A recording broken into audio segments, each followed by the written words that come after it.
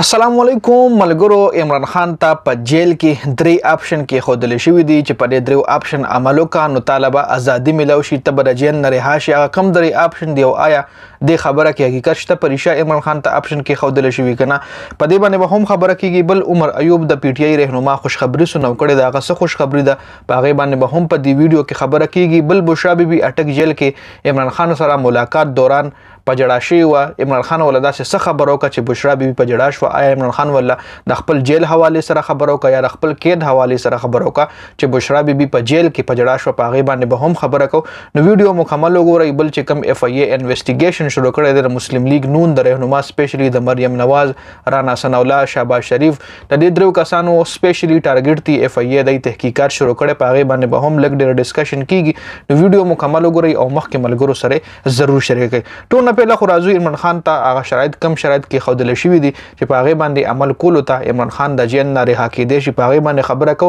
آیا بیا په دې خبره کو چې دا حقیقت ته کنه پریشا عمران خان ته شرایط کې خودل شوی کنه. ټول نه پهله خو عمران خان ته وېدا سی ویل شوی چې تر سیاست نه ځان لکه ټایم د پاره سایډ تک او د خپل پارټي مشرتیا د خپل پارټي چې کم دستا رهنما دي هغه لور کړه رستا چې کم رول دی هغه خپل پارټي رهنما لور کو ته سیاست نه سایډ لشنو پدی ولا عمران خان ویل دي چې دا سه هیڅ کله هم نشي کې د ذکر د پارټي د پاره ما سونه کاله مهنت کړې ده سمره سټرګل ما کړې سمره تکلیفات ما برداشت کړې دي زه اوس څنګه د خپل پارټي نه سایډ لشم. دویم شرط ولدا کې خودل شوی چې عمران خان ته ویل شوی چې تبل وطن تلاش د علاج په بانه باندې او خپل ذات ته سیاست نم لک سایډ لشي او د علاج په بانه بل وطن کې لک ټایم هم تیر کو بیا س ټایم پس راشه او د خپل پارټي مشرتیا دی والا. عمران خان ورته وی چې زه خپل وطن هیڅ کله هم نه پریدم او دا د ما وطن دی د ما په نور ملکونو کې اساسي جایدادونه نشته او زه په دې وطن کې اوسېږم. بل دریم شرط ولدا کې خو د کچریدا دوه شرطونه وایته نه مني نو بیا د قید د پاره تیار اوسه او پتا ډیر زیات قید خيږي.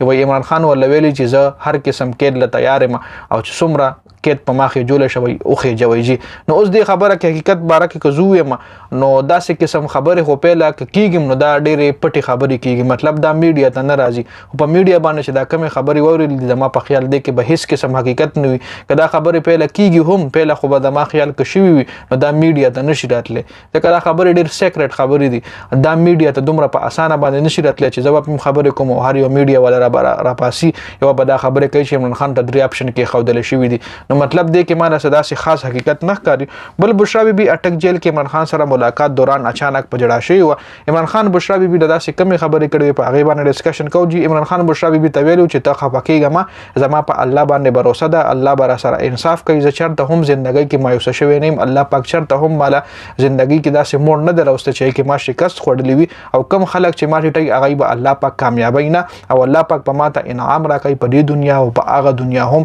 ځکه زه د بل چا غلامی نه منم زه صرف او صرف الله پاک ته ټیټیږم او بل د هیڅ چا هم غلامی زه نه منم. دا عمران خان خپل خځې لویلی چې ته زړه ښکته پورته مکو او زه هر څه تیار یم که قید راکړي که هر څه راکړي خو زه د دې خبره نه منم زه ټیټیږم نه زه به هغه کوم چې کم د ما خپل سیاست ته زه به هغه کوم چې کم د پاره ما سټرګل کړی د به هغه کوم د خپل عوام د ازادۍ د پاره د به هغه کوم د خپل عوام د غلامۍ نه خلاصولو د پاره. جی بل عمر ایوب دا خوشخبری سنو کړی چې پرون راجا ریاض ویلی دي چې راتلونکي الیکشن کې به عمران خان جیل کې وي او بیلټ پیپر باندې به د بیٹ نشان هم نه وي.